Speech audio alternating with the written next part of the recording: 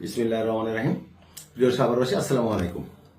কিছু কুচক্রী এবং বিভ্রান্তকারী একটা কথা ছড়াচ্ছে যে শহীদ মজনু একাডেমিতে শাপলা কলি কিভাবে পাশ করলো। মূলত আমি সাভার পৌরসভার কোনো স্পেসিফিক কোনো কেন্দ্রে দায়িত্বে ছিলাম না, আমাকে দায়িত্ব দেওয়া হয় নাই। আমি আমারও জায়গা থেকে কাজ করছি। আমি 3 নম্বরেও কাজ করছি, 2 নম্বরেও কাজ করছি, 1 নম্বর হচ্ছে পৌরসভার সব ইয়েতেই কাজ করছি।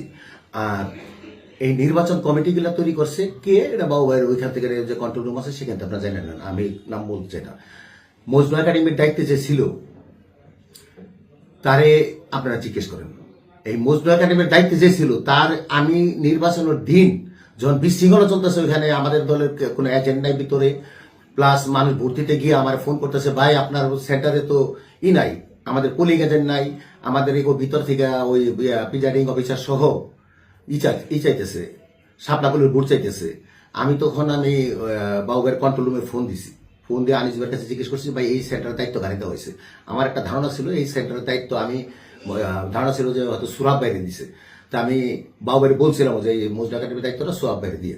যাই হোক, যে দায়িত্ব নিয়েছে সে দায়িত্বশীল কোনো লোক ছিল না। সারাদিনে সে এজেন্ট ভিতরে ঢুকাই দিয়া তারপর সে বাহিরে ছিল, সেন্টারের কাছে ছিল না। সারাদিনে ওইখানে সে ছিল না, ওইখানে স্লিপ দেওয়ার লোকও ছিল না, স্লিপ দেওয়ার লোক দিছে আমি। এইখানে কোনো দায়িত্ব আমি ছিলাম না। এবং এটা একটা ষড়যন্ত্র, যারা এটা নিয়ে কথা বলতেছে এবং বলতেছে যে আমি মজনু একাডেমি জিতাতে পারি, তারাই এইটা মজনু একাডেমিতে হারার পিছনে তারা দায়ী। আপনারা সাভারবাসী আরো 2-4 দিন গেলে আরো বুঝতে পারবেন। অনেক কথা আমরা শুনতেছি কিভাবে এনসিপি এতগুলা ভোট পাইছে। আমি কারণ আমি দোষারোপ করতে চাই না, মূলত আপনারা সাভারবাসী হলো এটা মূল্যায়ন করবেন। কারণ আমি মজনু একাডেমিতে কে দায়িত্ব ছিল সেটাও আমার জানা ছিল না। আমি কন্ট্রোল রুমে থেকে পরে বিশৃঙ্খলা হওয়ার পরে আমি কন্ট্রোল রুমে ফোন দিয়ে জিজ্ঞেস করে শুনছি যে কে দায়িত্ব আছে। মূলত দায়িত্বশীল লোক তো দেওয়া লাগবো। আমি সব পুরো পৌরসভা সব জায়গায় কাজ করছি। আমার কোনো কিন্তু আমার স্পেসিফিক কোনো সেন্টারের দায়িত্ব ছিল না, কোনো ওয়ার্ডের দায়িত্ব ছিল না। এখন আমার যেহেতু দায়িত্ব না, যার দায়িত্ব যার ছিল তাকে ওইখানে পাস করে দিব। সে নিজেও কখনো আমার সাথে আলাপ করে নাই যে সেন্টারের দায়িত্বে সে আছে, প্লাস আমার কোনো সহযোগিতাও চায় নাই। আমি 3 নাম্বার নিয়ে কাজ করছি, আমার 3 নাম্বার তো জিতছেই। বরং যারা এটা অপপ্রচার করছে তারা যে সেন্টারে ভোট দিছে তারা তাকে সেন্টার জিতাইতে পারছে কিনা একটু এটা খোঁজ দেন। আমি আপনাকে বলি, 1994 সালে প্রথম পৌরসভা নির্বাচনে মজনু ভাই যখন জিতে নির্বাচন করে, সেই নির্বাচনে বেশিরভাগ কাজটাই আমি করছি। তারপরে মজনু ভাই হত্যাকাণ্ডের পর আমার বাবা নির্বাচন করছে, সেই নির্বাচনটা পুরোপুরি আমি করছি। তারপরে আমি 2টা নির্বাচন করছি, জাতীয় সংসদ নির্বাচন করছি। আমার ওয়ার্ডে কখনোই বিএনপি হারে নাই, সবসময় সুষ্ঠু নির্বাচনে সবসময় আমরা জিতছি। তবে হ্যাঁ, এবার আমার ওয়ার্ডে কিছু ভোট কম পাইছি। কম পাওয়ার কারণ কি এটা জনগণ মূল্যায়ন করব। যারা এইসব কথা ছড়াচ্ছে এবং প্রচার করতেছে একদম নিশ্চিত থাকতে পারেন আমরা এইসবের ঘটনার পিছনে তাদের হাত আছে। তারা চেষ্টা করতেছে যে সারা সাভারে আমার একটা গণজোয়ার আছে যে আমি মেয়র হবো, যাতে আমি বিভ্রান্তিতে পড়ি এবং আমাকে বিভ্রান্তিতে ফালানো যায়।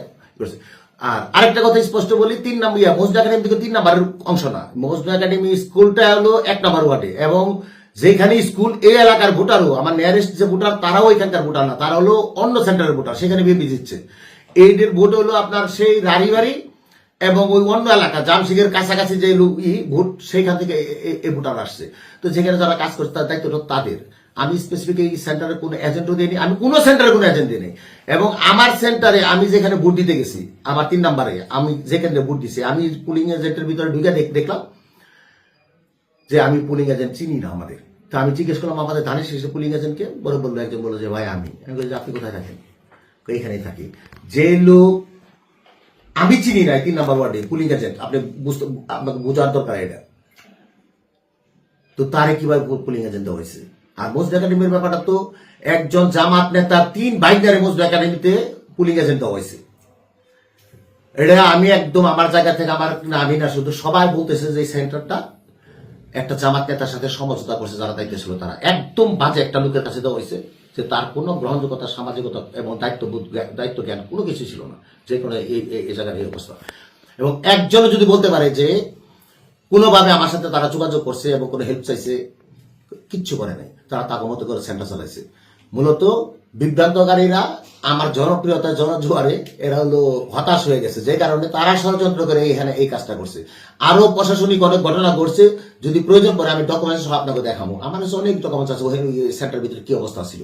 এই সেন্টারে যারা ভোট দিছে আপনাকে পরিচিত কেউ থাকলে তাদেরকে জিজ্ঞেস করেন যে ওই সেন্টারে কি বেহাল অবস্থা ছিল। আমার স্কুল, সেইখানে আমার পুলিং এজেন্ট থাকে না।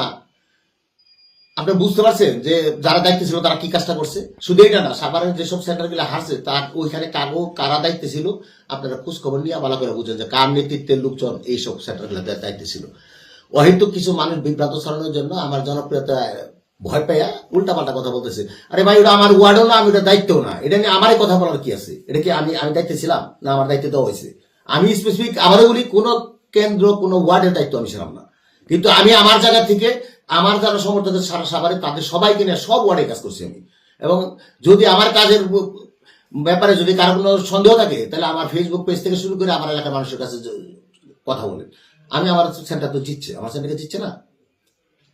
তো সাভারবাসীর কাছে একটাই অনুরোধ, মজনু একাডেমির পূর্ণ দায়িত্বে আমি ছিলাম না। মজনু একাডেমির দায়িত্বে যারা ছিল তাকেও আমার সাথে কোনো যোগাযোগ ছিল না। আমি নির্বাচনের দিন দুপুরের পরে বিশৃঙ্খলার পরে আমি শুনছি, মানে বিশৃঙ্খলা মানে এরকম যে ওখানে কোনো পুলিং এজেন্ট নেই, আমাদের কোনো কাজ করতেছে না, কেউ ভিতরে সাপলাগলির ভোট প্রিজাইডিং অফিসার সহ চাইতেছে, এরকম কমপ্লেন যখন মানুষ আমার করছে ভোট দিতে গিয়া, ভোট দিয়া আইসা, তখন হলো আমি কন্ট্রোল রুমে ফোন দিয়া জানছি যে এটা সেটার দায়িত্ব থেকে আমি এটার দায়িত্বে ছিলাম না। আর এটা নিয়ে আমার সাথে কেউ কোনো কথাও বলে নাই। আর আমার জানাও ছিল না দায়িত্বে কে আসছিল। ধন্যবাদ সাভারের সকল মানুষকে যারা ডাক্তার দান মোহাম্মদ সালাউদ্দিন বাবু ভাই এবং বিএনপির উপরে আস্থা রাখছেন, বিএনপিকে ভোট দিচ্ছেন, বিএনপিকে জিতাইছেন। সাভারের যে বিএনপির ঘাঁটি সেটা আপনারা রাখছেন, অটুট রাখছেন। ধন্যবাদ সবাইকে। আসসালামু আলাইকুম।